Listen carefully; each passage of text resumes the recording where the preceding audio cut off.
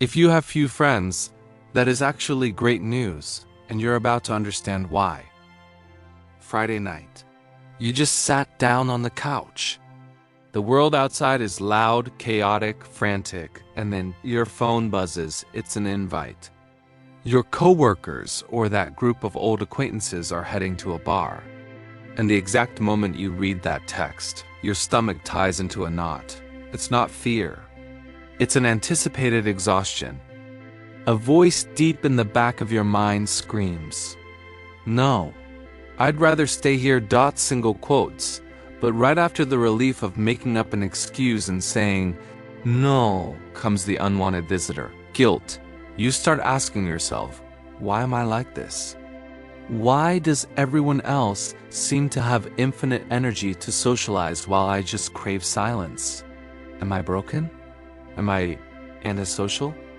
Let me tell you something right now, just between the two of us. That voice in your head is lying. You are not broken. You don't have a factory defect. What you feel isn't a social glitch. It is a different operating system. And this difference, which society loves to label as a problem, is actually an advanced biological strategy for preservation. Today, we are going to flip the script. I'm going to deconstruct 5 hidden advantages you have, ones that most popular people will never possess. By the end of this conversation, you will understand why having few friends isn't loneliness. It is a brutally efficient quality filter that most people don't have the guts to maintain. The Danish philosopher Søren Kierkegaard said a phrase that sums up your life. The crowd is untruth. Kierkegaard understood centuries ago exactly what you feel today, that being surrounded by people who are just performing. Happiness is infinitely worse than being alone. Your isolation isn't sadness. It is an instinctive and visceral rejection of falseness. But for you to understand why your body rejects this falseness so aggressively, I need to show you what physically happens in your brain when you are forced into a room full of people wearing masks. This brings us to the first major hidden advantage you possess by not collecting a crowd of friends. The bullshit radar. Think about the last time you were in a work meeting. The vibe was normal. People were chatting until the boss or an authority figure walked into the room. Immediately, you felt the shift in the atmospheric pressure. Your colleague's posture changed. Their pitch went up an octave. The smiles got a little wider, a little more plastic. You looked around and saw clearly that it was an act. A piece of corporate theater, but what disturbed you most wasn't the acting itself.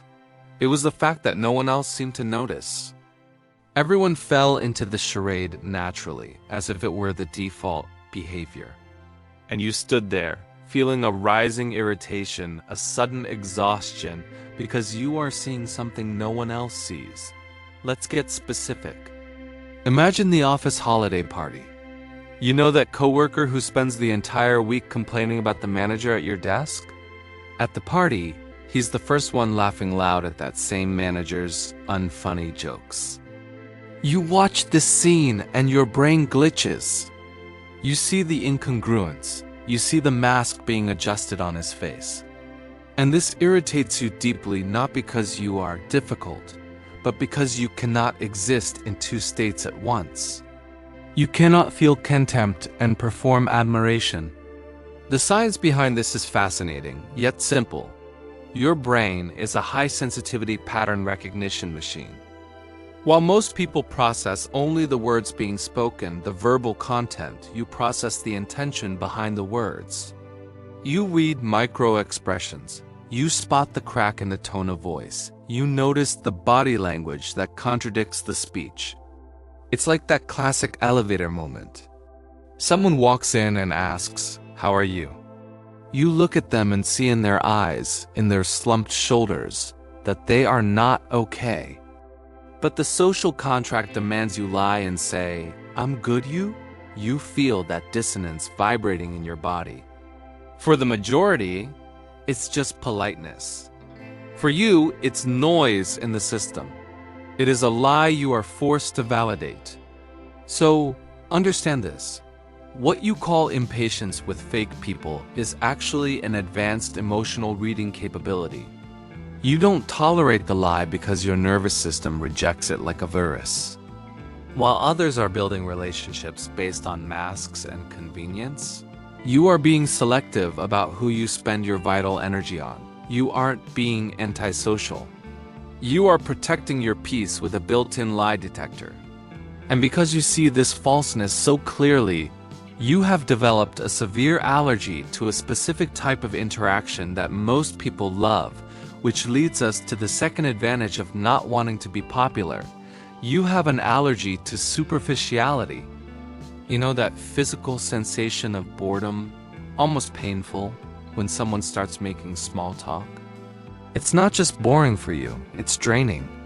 When someone starts talking about the weather forecast, the traffic downtown, or the weekly gossip about a celebrity you don't even know, you feel a sensation of emptiness in your chest.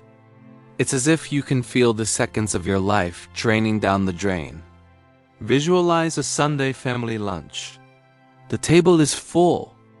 An uncle is talking passionately about yesterday's football game. An aunt is commenting on a reality TV show. There is noise, there is laughter, there is movement. But you feel completely isolated in the middle of the crowd. You want to talk about what actually matters. You want to ask, what is your biggest fear today? What gets you out of bed in the morning? Are you happy with the life you built? But you know that if you ask those questions, there will be an awkward silence. Someone will crack a joke to break the mood, and the subject will go back to football. No one there is really connected. They are just exchanging superficial data to avoid silence. This happens because your brain seeks meaning like it seeks oxygen. Small talk doesn't generate meaning. It generates noise. While most people use speech to fill the void and create an illusion of connection, you seek real resonance. You want to talk to someone who understands what you are saying between the lines, without needing footnotes. Socrates, one of history's greatest thinkers, once said, "The unexamined life is not worth living." He believed our existence should be a constant search for truth. Small talk is the opposite of that. It is the unexamined life. It is life on autopilot. Therefore, your impatience is not arrogance. It is a high standard of quality. You cannot lower the bar. While others are satisfied with shallow connections that last only as long as the drinks do, you are holding out for real depth. This means that when you finally find someone who resonates with you, the connection is 10 times stronger than any common friendship. Think of that rare friend, maybe the only one you have with whom you can sit in absolute silence in the car, and it's not weird. Or with whom you can talk for hours and leave energized, not exhausted. That connection is rare because you are rare. You don't accept anything less than the truth. But maintaining this high standard has a cost. And that cost is something you probably feel physically in your body, especially after being forced to interact with many people at once. This leads us to the third advantage, the different battery. You probably know the feeling of a social hangover. Imagine you spend an entire afternoon at an event, a barbecue, or a birthday party. You behaved well, you chatted, you smiled at the right moments. But when you finally turn the key in your front door and enter your sanctuary, you feel a weight drop onto your shoulders that isn't normal. It's not just mental tiredness. It's physical. It's as if you ran a marathon, when in reality you just stood there holding a cup of soda for 3 hours. Your friends, leaving the same party, text the group chat. What now? Where are we going? They are energized. They feed off the interaction. Meanwhile, you are destroyed. You need to lock yourself in your room, put on headphones, or sit in absolute darkness. And if someone, even your partner whom you love, tries to talk about how their day went, you feel an almost uncontrollable irritation. You don't want to be rude, but your system has entered power-saving mode. Science explains this brilliantly. Your brain processes information at a much greater depth than the average. While most people are just hearing the words, you are reading the tone of voice, analyzing the body language, feeling the tension in the air, processing the background music and the lights. It's as if their processor is running a video in 480p, a low and light resolution. Yours is running life in 4K, all the time. You are processing 10 times more data per second than the person next to you. It is obvious that your battery is going to drain faster. The advantage here is that this recharge time you demand is not a defect. It is an incubation period. It is in this silence that your best ideas emerge. Think about it. When did you have your best insights? Was it in the middle of a loud meeting? Probably not. It was in the shower. It was driving alone. It was staring at the ceiling at 2 a.m. While others are always on and reacting to the world, you have the rare ability to switch off, process, and create. And this need to protect yourself, this caution before opening up, doesn't come from nowhere. It comes from a wisdom you accumulated the hard way, and this leads us to the fourth advantage of keeping few friends. The archive of experiences. You weren't born suspicious. You learned to be... At some point in your history, there was someone you trusted blindly. A friend you told a sacred secret to, only to find out days later that they used it as a bargaining chip in a gossip circle. Or maybe that friend who always disappeared when you needed them, but was always at your door when they needed something. Or let's go deeper. Maybe you grew up in an environment where the adults were inconsistent. One minute they were happy, the next they exploded. You learned to read the room to survive. These experiences left marks, yes. But here is the turning point. They didn't make you closed off. They made you an expert in emotional security. You developed a mental checklist that runs automatically every time you meet someone new. This isn't paranoia. It is accumulated wisdom. It is your body saying, I've seen this movie before, and I know how it ends. So I'm not buying the ticket. The Stoic philosopher Seneca used to say, to suffer is the price of being alive, but to grow through suffering is the prize. Seneca understood that pain isn't a curse, it is data, information.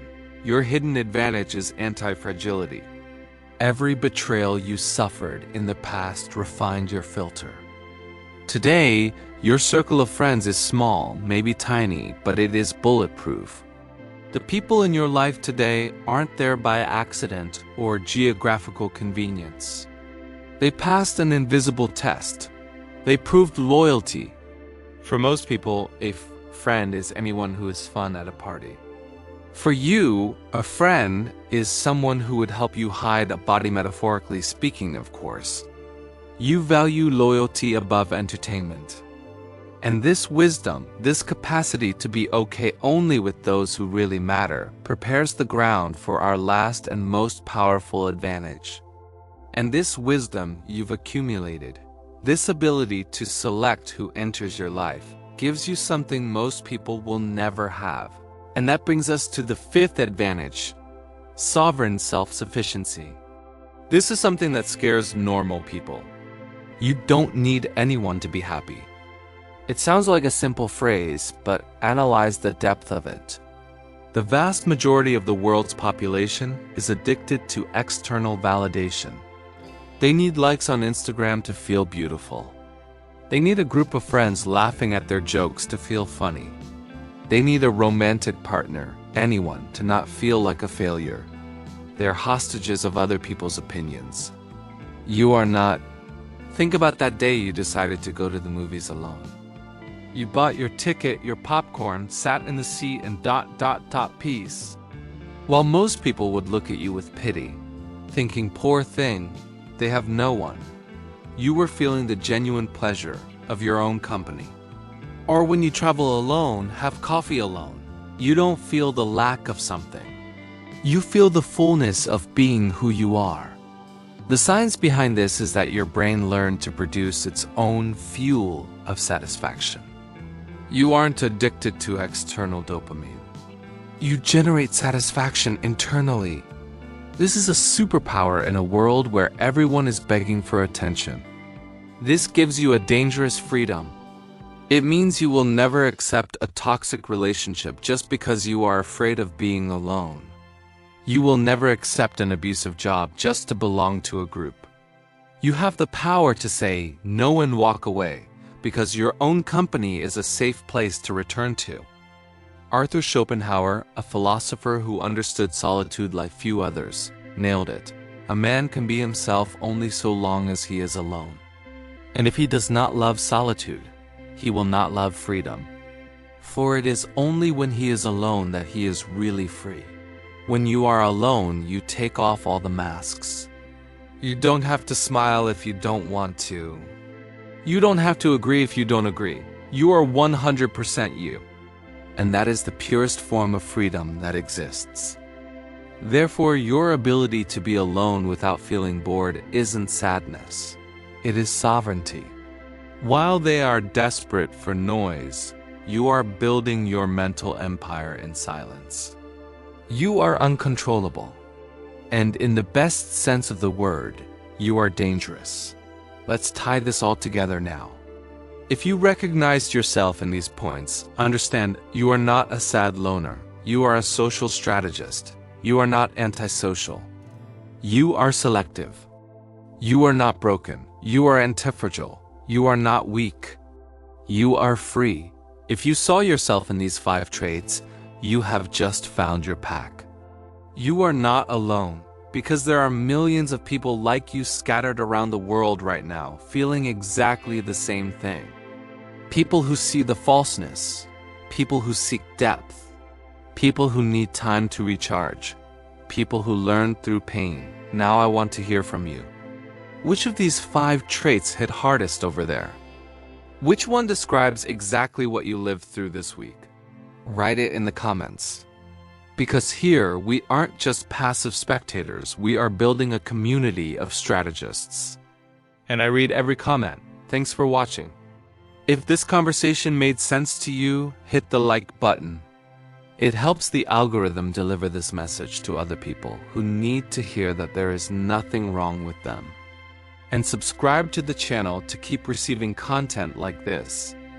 I'll see you in the next video. Until then.